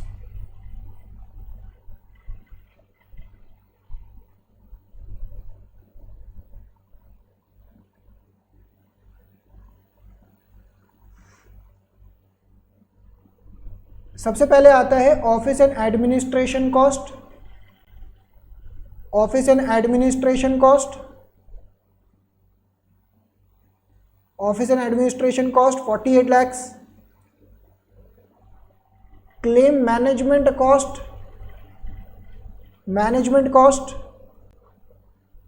कहाँ गया भाई, क्लेम का खर्चा ये रहा, ऑपरेशंस का खर्चा। तो हमने बेसिकली उसको बाइफरकेट करना था। Employ cost, postage, logistics, policy issuance. मेरे हिसाब से इन खर्चों को आपको सिंपली बाइफरकेट करके दिखाना था। मेरे को नहीं लगता कि मुझे इस पर ज़्यादा डिस्कशन करना चाहिए। इन्होंने ये सारे के सारे खर्चों को ऐसे एक एक करके डिस्ट्रीब्यूट कर दिया ऊपर नीचे, ठीक है ना। तो ऊपर नीचे करके ये सारे डिस्ट्रीब्यूट हो जाएंगे, इसके अंदर ज़्यादा दिमाग लगाने की हमें ज़रूरत है नहीं, ये ऑलरेडी गिवन है हमें। इसके अलावा अच्छा ये देखिए IT कॉस्ट जो है इसके आगे क्वेश्चन मार्क लिखा है, हमें IT रिलेटेड कॉस्ट को निकालना है। नंबर ऑफ पॉलिसी सोल्ड इतनी है, total insurance value of policies is 3500 crore और cost per rupee of insured value is this much. तो हमारी टोटल कॉस्ट कितनी है 3500 करोड़ मल्टीप्लाइड बाय 0.002 रुपीज। तो ये कितना हो गया बच्चों हमारा, इतना। तो टोटल कॉस्ट हो गया हमारा, ये हमारा टोटल कॉस्ट हो गया, ठीक है ना। अब इसमें से बच्चों अगर आप ध्यान से देखेंगे ये सारे खर्चे हमारे आ जाते हैं, सारे खर्चे, ये तो ऑलरेडी गिवन ही है हमें, ठीक है ना। बस एक तरीके से ये जो अमाउंट निकल के आया ये हमारा निकल के आया ये वाला अमाउंट, ठीक है ना बच्चों। ये वाला अमाउंट हमारा ये 7 करोड़ रुपए निकल के आया टोटल कॉस्ट। इसमें से इतना कॉस्ट हमारा ऑलरेडी जो लिखा हुआ है ना वो सारा कॉस्ट हो जाएगा। तो बैलेंसिंग फिगर, तो ये वाला एक तरीके से ना हमारा बैलेंसिंग फिगर हो जाता है। IT रिलेटेड कॉस्ट जो है ना ये बैलेंसिंग फिगर हो गया। तो ये थोड़ा सा एडजस्टमेंट हो सकता है, कैच करने में दिक्कत आए, बट अगर कोई बच्चा ध्यान से देखे तो इसके आगे क्वेश्चन मार्क लिखा हुआ है, ये लिखा हुआ है टोटल इंश्योर्ड पॉलिसी है 3500 करोड़ की, 0.002 रुपीज़ का खर्चा आ रहा है, तो उसका मल्टीप्लाई किया तो टोटल कॉस्ट आ गया। तो बैलेंसिंग फिगर आपका आईटी रिलेटेड कॉस्ट निकल के आ रहा है, ठीक है ना। तो इसको बाइफरकेट कर दिया, टोटल कॉस्ट निकल के आ गया। नेक्स्ट इसके अंदर निकालना है कॉस्ट पर पॉलिसी, तो total cost 7 crore divided by 2800 policies, ये हो गया 25,000 रुपये। तो 25,000 रुपये पर पॉलिसी का कॉस्ट निकल के यहाँ पे आ जाता है, ठीक है ना। Next question number 4, requirement number C. तो ये वाला 5 नंबर का क्वेश्चन आ रखा है, तो 5 नंबर में ऑब्वियस सी बात है इंस्टीट्यूट इतना हैवी क्वेश्चन तो नहीं डालेगा, बट फिर भी आपको आना चाहिए।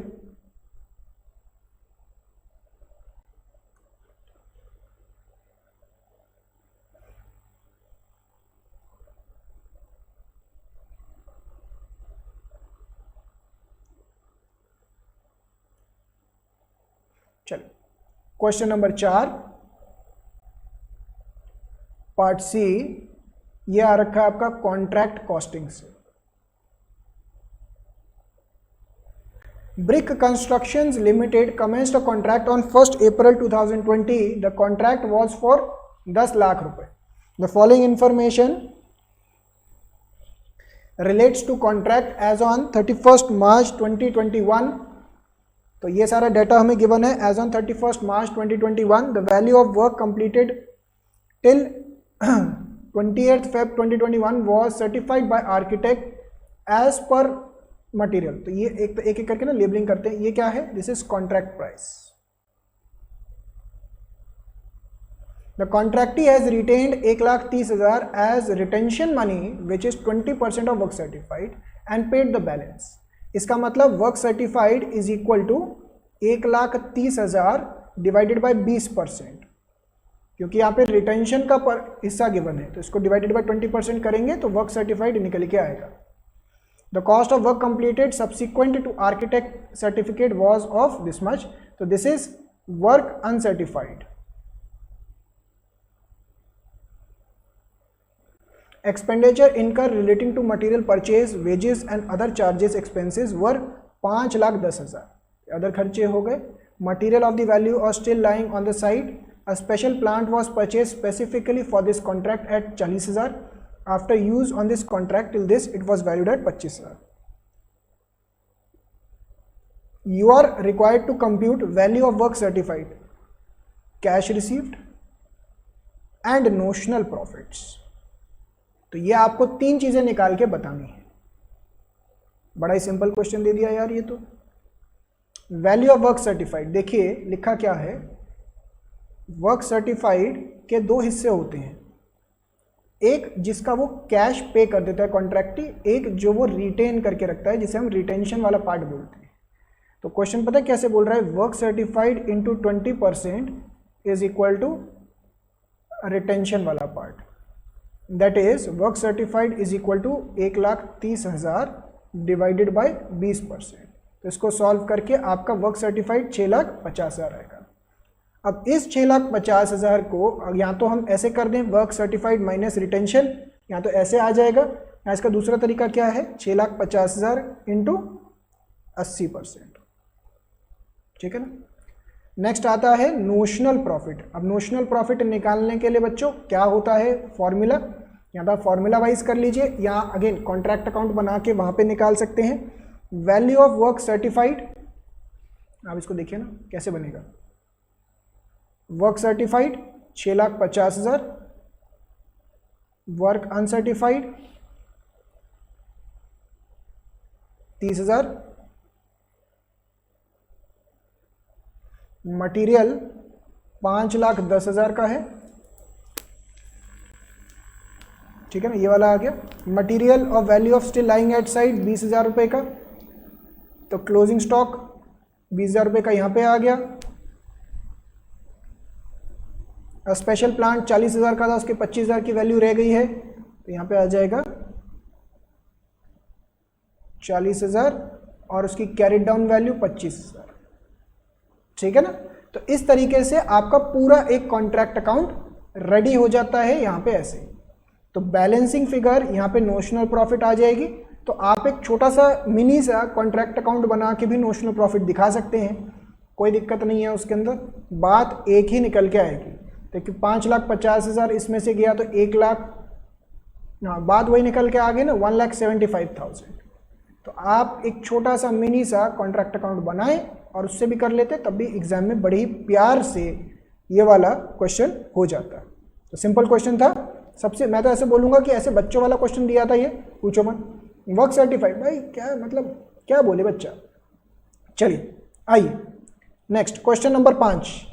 यूजुअली क्वेश्चन नंबर 5 आखिरी प्रैक्टिकल क्वेश्चन होता है, क्योंकि क्वेश्चन नंबर 6 जो एग्जामिनेशंस में आता है ये थ्योरी होता है। तो इस लेक्चर के अंदर, इस वीडियो के अंदर हम थ्योरी भी डिस्कस करेंगे, ठीक है ना। तो पूरा का पूरा थ्योरी डिस्कस करेंगे, टेंशन ना लीजिएगा, अभी पूरा डिस्कशन होगा।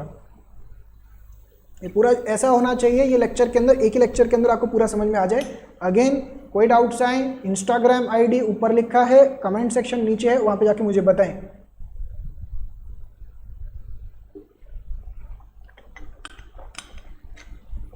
अगर आप अभी भी जुड़े हुए हैं तो वीडियो को ज़रूर लाइक कर दें और सब्सक्राइब कर लीजिए इस चैनल को। इसी तरीके से आपको अलग अलग पेपर्स में दिखाता रहूँगा और करवाता रहूँगा सॉल्व पेपर्स, आरटीपीज, कोई गाइडेंस वीडियोस, कहीं पे भी कुछ दिक्कत आ रही हो। नेक्स्ट क्वेश्चन नंबर 5 ए पार्ट, स्टैंडर्ड कॉस्टिंग, इंस्टीट्यूट का फेवरेट, यहाँ पे बहुत बच्चों को तंग करता है institute. The standard output of a product DJ is 25 units per hour in a manufacturing department. तो मतलब क्या है, 25 यूनिट्स आउटपुट निकलेगा अगर वो डिपार्टमेंट 1 घंटा चलता है जिसके अंदर 100 एम्प्लॉइज हैं। इसका मतलब क्या है, 100 labour hours is equal to 1 hour of department which will produce 25 units. ये कहने की कोशिश हो रही है। In a 40 hour week the department produced 960 units. तो ये क्या है बच्चों, ये है हमारा actual output. Despite 5% of the time paid was lost due to abnormal reasons. तो ये क्या है बच्चों, this is idle time. The hourly wage rates actually paid were this to group A, group B, group C consisting of this workers, 10 worker, 30 worker, 60 workers. तो यहाँ पे एक तरीके से ये पता लग रहा है कि भाई कैटेगरी ऑफ वर्कर एक ही है, उसको अलग अलग ग्रुप्स में डिवाइड कर रखा है, फर्क नहीं है वर्कर्स में। द स्टैंडर्ड वेज रेट पर worker is the same for all the workers. ये कैसे पता लगा, इस लाइन से। इस लाइन से पता लगता है कि तीनों कैटेगरी ऑफ लेबर जो ए, बी और सी ग्रुप है, इससे कंफ्यूज नहीं हो जाना। इससे ये पता लगता है कि भाई ये सेम ही है, तीनों वर्कर्स सेम ही है, एक ही कैटेगरी में बिलोंग करते हैं। यहाँ पे यील्ड और मिक्स वेरिएंस करने में दिक्कत आती है। मैं समझाता हूँ क्या कह रहे हैं। ये वाला क्वेश्चन ना मैं आपको पूरा का पूरा सॉल्व करवाता हूँ, क्योंकि इंस्टीट्यूट ने मुझे लगा कि थोड़ा सा आपका प्रेजेंटेशन वगैरह पंगा डाला हुआ है। मतलब ऑब्वियस ही बात है, बच्चा वो भी फॉलो कर सकता है, मैं मना नहीं कर रहा हूँ, बट अगर इससे मैं इजी करवा दूँ तो अच्छी बात है। Standard rate into standard hours for actual output, standard rate into revise standard hours, standard rate into actual hours worked, standard rate into actual hours paid, actual rate into actual hours paid. अभी मैंने full forms नहीं लिखे हैं, but कहीं पे भी ज़रूरत पड़ेगी मैं अभी नीचे लिख दूंगा। इस वाले क्वेश्चन के अंदर बच्चों एक ही तरीके की लेबर है, लेबर अलग अलग तरीके की नहीं है, और क्योंकि लेबर अलग अलग तरीके की नहीं है तो रिवाइज्ड स्टैंडर्ड आवर्स नहीं निकल के आ पाएगा। यानी कि इस क्वेश्चन के अंदर कोई भी डायरेक्ट लेबर, ये वाला गैंग वेरिएंस 0 होगा। गैंग वेरिएंस का मतलब ही क्या होता है, डायरेक्ट लेबर मिक्स वेरिएंस। क्योंकि इसके अंदर एक ही तरीके की लेबर है तो यहाँ पे मिक्स वेरिएंस नहीं होगा, एक ही लेबर है ना। अब सारी वेरिएंसेस निकालने एक, ये देखिए लेबर एफिशिएंसी वेरिएंस गिवन है आपको, इसको मैं नीचे वर्किंग नोट में लिख देता हूँ। वर्किंग नोट में ओपन कर देते हैं और एक एक करके डाटा पुट करना शुरू करते हैं। डायरेक्ट लेबर एफिशिएंसी वेरिएंस, इसका फॉर्मूला क्या होता है बच्चों, standard rate into standard hours minus standard rate into actual hours worked, which is equal to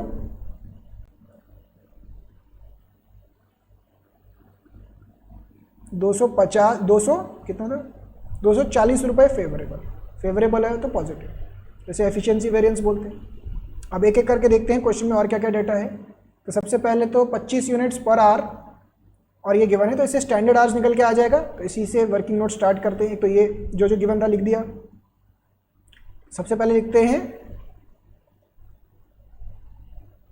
standard hours for actual output, इसे बोलते हैं standard hours for actual output. इसका formula होता है बच्चों actual output into standard hours यानी कि input divided by standard output. तो एक्चुअल आउटपुट कितना है यहाँ पे 960 यूनिट्स इनटू स्टैंडर्ड आवर्स कितने हो जाएंगे बच्चों यहाँ पे 100 hours, it will be 100 hours. और स्टैंडर्ड आउटपुट कितना हो जाएगा 25 यूनिट्स, ठीक है ना, 25 यूनिट्स इस तरीके से। तो इसको सॉल्व करके हमारा standard hours for actual output निकल के आ जाएगा 3840 आवर्स। 100 आवर्स क्यों लिखा, 1 आवर क्यों नहीं लिखा, क्योंकि बच्चों वो 1 आवर डिपार्टमेंट का है। अगर डिपार्टमेंट में 100 लोग काम कर रहे हैं, पूरा डिपार्टमेंट अगर 1 घंटा काम कर रहा है तो एक तरीके से 100 घंटे काम हो रहा है ना, तो ये 100 आवर्स ऑफ लेबर लेके चलना होता है हमें। तो SHAO हमारा यहाँ पे आ जाएगा।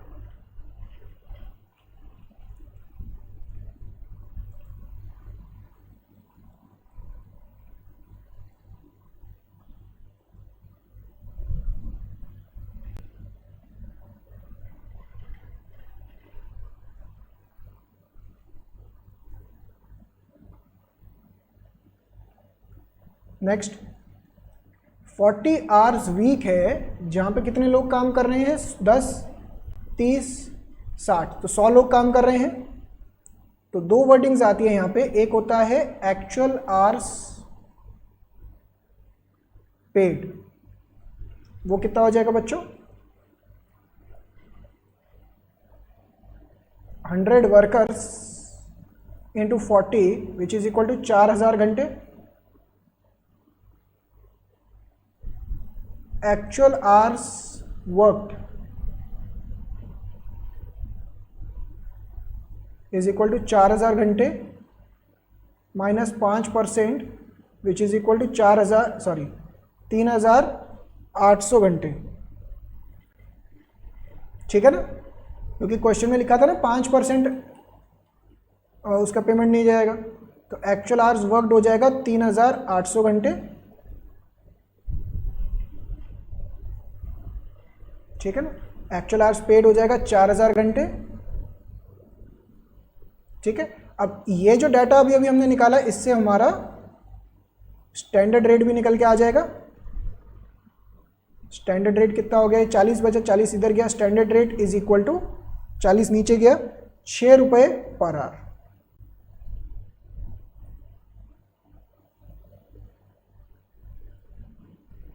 ठीक है ना। तो 6 रुपये पर आवर इस तरीके से निकल के आ गया। तो सारी वैल्यूज हमने वर्किंग नोट से पुट करते चले जा रहे हैं। यहाँ पे भी 6 रुपये पर आवर आ गया। आखिरी वाला वर्किंग नोट, इसको अच्छे से बनाते हैं, इसको अच्छे से बनाते हैं।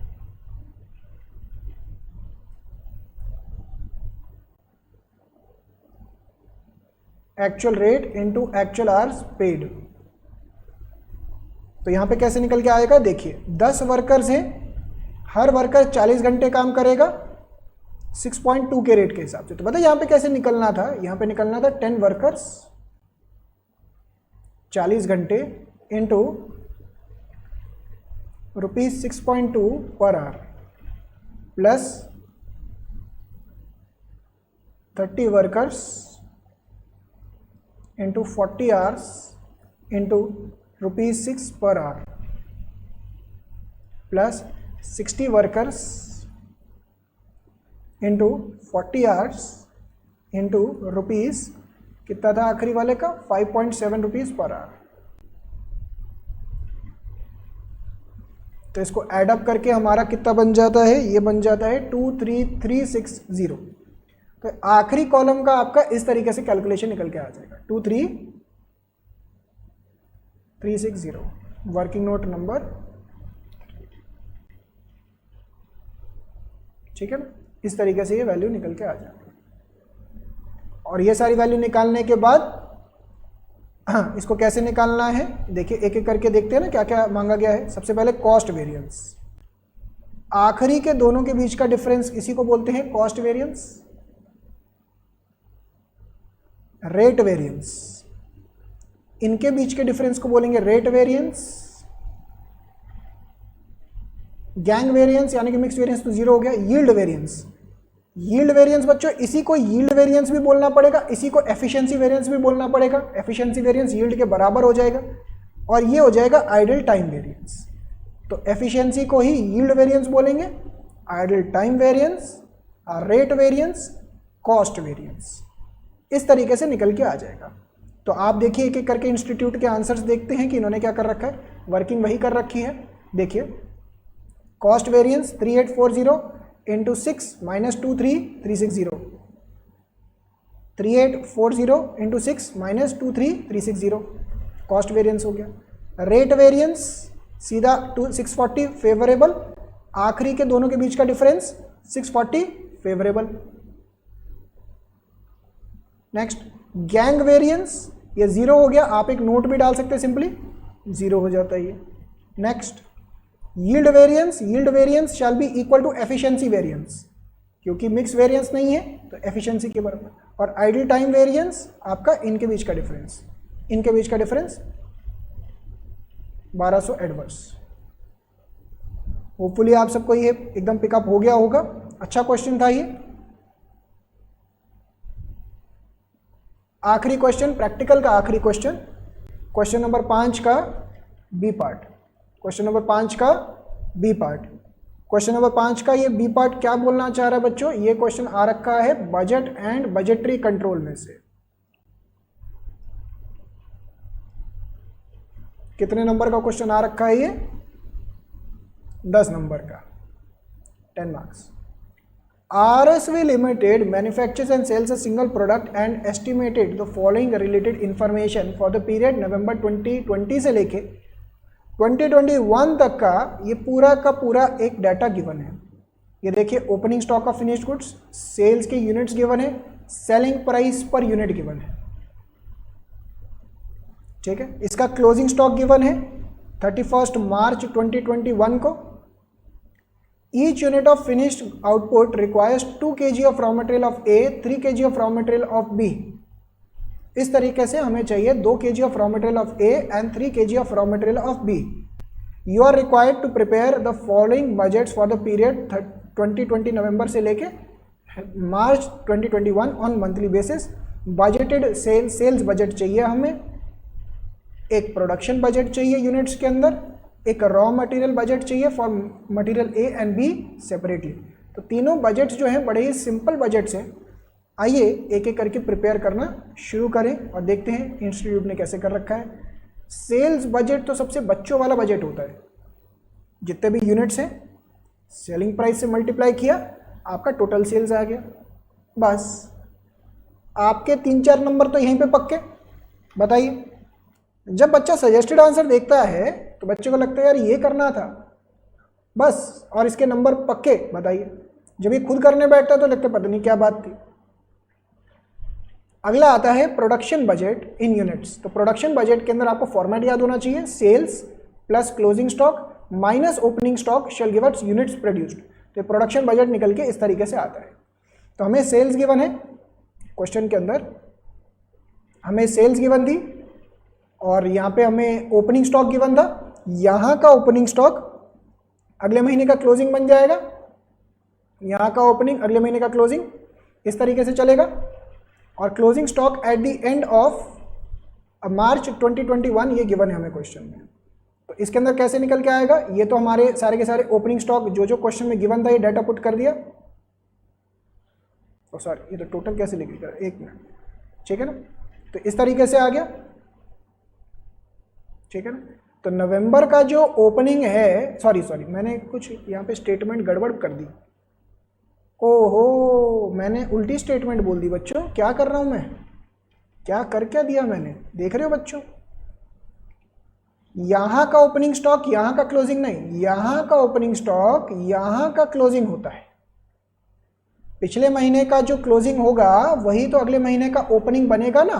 मैंने ये गड़बड़ कर दी बच्चों, देख रहे हो बच्चों क्या क्या हरकतें हो रही हैं। तो सेल्स में से यहाँ का क्लोजिंग स्टॉक जो कि यहाँ का ओपनिंग है, हमने इसको यहाँ पे भेजा, सिमिलरली इसको ऐसे भेजा। समझ रहे हैं बच्चों ये चीज़? तो जो पिछले अगले महीने का ओपनिंग होगा वो पिछले महीने का क्लोजिंग होगा। मैं एक और बारी दिखा देता हूँ, ध्यान से देखिए। यहाँ का जो जनवरी का जो ओपनिंग होगा वो दिसंबर का क्या होगा, क्लोजिंग। इस तरीके से बात थी, ठीक है ना। तो इस तरीके से ये सारे डाटा आ गया। ये यहाँ का 6000, यहाँ का 6000। ये क्वेश्चन में हमें अलग से गिवन ही था, देखिए 10,000, ठीक है। ये क्वेश्चन में अलग से गिवन, तो इससे हमारा यूनिट्स प्रोड्यूस निकल के आ गया।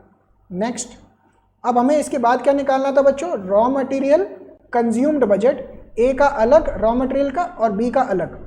तो इसको मैं एक बार दिखा देता हूँ, बहुत सिंपल है। इसके अंदर देखिए कंज्यूम्ड मांगा है, परचेज्ड भी नहीं मांगा, इतना सिंपल। परचेज मांगा होता फिर भी आपको एक फॉर्मेट बनाने की और याद करने की जरूरत पड़ती, कंज्यूम्ड मांगा है बस।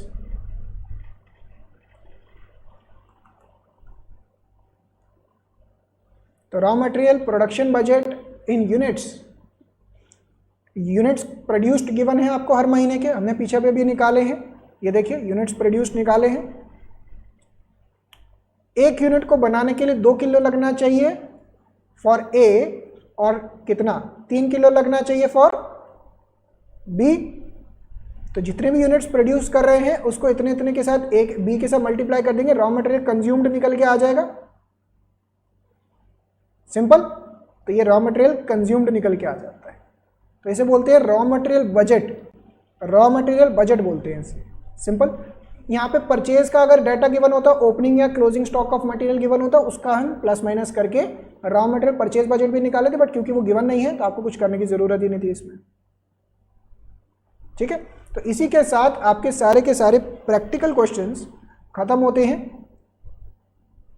आइए हम आगे बढ़ते हैं। ओके, आइए अब हम आगे बढ़ते हैं। तो यहां पे देखिए बच्चों, आखिरी आपका थ्योरी क्वेश्चन आ रखा है यहां पे, और ये थ्योरी क्वेश्चन किस तरीके से आ रखा है, answer any 4 of the following. पहला है specify the types of responsibility centre. तो जो आपका रिस्पॉन्सिबिलिटी सेंटर होते हैं बच्चों, ये आपका इंट्रोडक्शन के चैप्टर का आ रखा है, इंट्रोडक्शन के चैप्टर का। तो रिस्पॉन्सिबिलिटी सेंटर्स आपके कुछ स्पेसिफिक तरीके के होते हैं। एक तो होता है कॉस्ट सेंटर, एक आपका आता है रेवेन्यू सेंटर, एक आपका आता है प्रॉफिट सेंटर, और एक आता है आपका इन्वेस्टमेंट सेंटर। जैसा नाम वैसा काम, जौन सा भी आपका खर्चा हो रहा है, जो भी चीज़ है जिस सेंटर के लिए है, जैसे कि अगर सेल्स जनरेट करने के लिए तो रेवेन्यू सेंटर में, कॉस्ट रिलेटेड है तो कॉस्ट सेंटर, अगर वो प्रॉफिट जनरेट कर रही है तो वो प्रॉफिट सेंटर, इन्वेस्टमेंट के रिलेशन में है तो इन्वेस्टमेंट। तो जैसा नाम वैसा काम। तो आपने बेसिकली इनको क्या करना था, आपने फॉलोइंग सिचुएशंस को बाइफरकेट करना था अलग अलग सेंटर्स के अंदर। जैसे परचेज ऑफ बॉन्ड्स, स्टॉक्स और रियल एस्टेट है, तो ये आपका किस में आ जाएगा बच्चों, इन्वेस्टमेंट सेंटर में, क्योंकि आप जब भी बॉन्ड, स्टॉक्स वगैरह परचेज करते हैं तो इन्वेस्टमेंट पॉइंट ऑफ व्यू से करते हैं। नेक्स्ट, टिकट काउंटर इन रेलवे स्टेशन, या रेलवे स्टेशन में जो टिकट काउंटर होता है वो सेल्स जनरेट करने के लिए होता है, तो sales revenue centre. Decentralised branches of an organisation, हर ब्रांच अपना खुद का प्रॉफिट जनरेट करे, ये हमारा मोटिव है। Next, Maharatna, Navratna, mini Ratna, PSUs of central government, अलग अलग रत्ना है, यहाँ पे गवर्नमेंट ने इन्वेस्टमेंट्स कर रखे हैं, वहां से उनको रिटर्न मिल रहा है। सेल्स डिपार्टमेंट, नाम में छुपा हुआ है भाई, इसके अंदर तो बोलने की जरूरत ही नहीं पड़नी चाहिए, रेवेन्यू सेंटर्स। तो सिंपल सी एक्सप्लेनेशन थी, वन लाइनर, कुछ भी मेजर नहीं। Next, margin of safety, margin of safety marginal cost के चैप्टर का थ्योरी आ गया है। What does large margin of safety indicate? How can you calculate margin? अरे भैया इतना simple, oh my God. Margin of safety बताता क्या है, it is the difference between expected sales and break even sales basically आपके question को represent करता है कि अगर हमारी सेल्स जो एक्चुअल सेल्स है इतनी कम हो भी जाए तो ब्रेक इवन पे कितने में पहुंचेगी। तो बीच में जो क्वेश्चन एरिया होता है ना एक्चुअल और ब्रेक इवन के बीच, उसे बोलते हैं मार्जिन ऑफ सेफ्टी। तो मार्जिन ऑफ सेफ्टी ये लिख दिया definition. What does large margin of safety indicate? ये इंडिकेट करता है कि कंपनी के पास अच्छे खासे प्रॉफिट है, क्वेश्चन एरिया अच्छा है, अगर सेल्स कम हो भी जाए तो कंपनी को इतना फर्क नहीं पड़ेगा। तो ये चीज़ लिखी हुई है। How can it be calculated? Margin of safety calculate कैसे करते हैं बच्चों? इसका फॉर्मूला होता है, मार्जिन ऑफ सेफ्टी का फॉर्मूला होता है actual sales minus break even sales. अगर वैल्यू में है तो ब्रेक इवन सेल्स, अगर यूनिट्स में है तो ब्रेक इवन पॉइंट। तो actual sales in units minus break even sales in units. अगर वैल्यू में है तो दोनों चीज़ें वैल्यू के अंदर, सबसे सिंपल। इसी चीज़ को इन्होंने फॉर्मूला वाइज भी ऐसे ही लिखा हुआ है, तो सेम चीज़ है। देखिए अलग अलग फॉर्मूला, ये देखिए इसके शॉर्टकट फॉर्मूला भी लिख दिया, इसे हम प्यार से शॉर्टकट फॉर्मूला बोलते हैं, ठीक है। Next, Rowan premium plan labour cost से चैप्टर में से आ रखा है। एक होता है हेल्थ प्रीमियम स्कीम जहाँ पे 50% ऑफ टाइम सेव्ड आपको बोनस मिल जाता है। एक होता है Rowan premium system does not motivate a highly efficient worker as a less efficient worker and a highly efficient worker can obtain same bonus under this system. Discuss with an example. सबसे पहले तो बच्चों Rowan premium system का bonus कैसे calculate होता है, ऐसे। इस चीज को मैं आइए एक एग्जांपल के थ्रू समझाता हूं। जो एग्जांपल इंस्टीट्यूट ने दिया रखा है ना वही एग्जांपल लेंगे, बस इसका मैं थोड़ा आगे पीछे कर दूंगा। एक एक्स है एक वाई है। रॉवन प्लान क्या बोलता है कि आपको बोनस कैसे मिलेगा? Time taken divided by time allowed into time saved into wage rate. बस थोड़ा सा एक आधा टर्म आगे पीछे होगा, वेज रेट। ये बोनस इस तरीके से मिलेगा, बाकी बेसिक वेजेस तो वेज रेट के हिसाब से। तो हम यहां पे लिखते हैं टाइम टेकन, टाइम अलाउड 6 घंटे, 8 घंटे, 2 घंटे और 8 घंटे। वेज रेट कितना है? 10 रुपीज़ पर आवर, ठीक है ना। 10 की जगह इन्होंने जो इंस्टीट्यूट ने ले रखा है 60 रुपीज़ पर आवर, ठीक है। अब क्लियरली सी बात है कि दोनों के अंदर से ये ज़्यादा एफिशिएंट है। 8 घंटे का काम इसने 2 घंटे में कर दिखाया, और ये लेस एफिशिएंट है, ये लेस है और ये मोर एफिशिएंट है। जब इनकी वेजेस निकालने की बारी आई तो वेजेस के अंदर एक बेसिक वेजेस हो गया। बेसिक वेजेस कितना हो गया? Time taken into wage rate 60, ठीक है ना। और यहाँ पे कितना हो गया? Time taken into wage rate. तो यहाँ पे बेसिक वेजेस की तो बात नहीं हो रही, जितना टाइम लिया उसके हिसाब से। मेन यहाँ पे मोटिवेशन की बात आती है। कोई भी वर्कर मोटिवेट होगा बोनस से, तो आप इसको साइड ही कर दीजिए, इससे कोई कंफ्यूजन ना हो जाए, इसको साइड ही कर दीजिए। मेन कोई भी लेबर मोटिवेट किससे होगा? वेजेस से, बोनस से।